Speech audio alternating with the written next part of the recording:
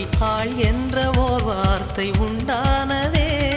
காதல் என்ற மந்திரத்தின் மாயம் என்ன, கல்லும் முள்ளும் இப்போது பூவானதே. வானவில்லின் துண்டொன்று மண்ணில் வந்து யாருக்கும் சொல்லாமல் பெண்ணானதே.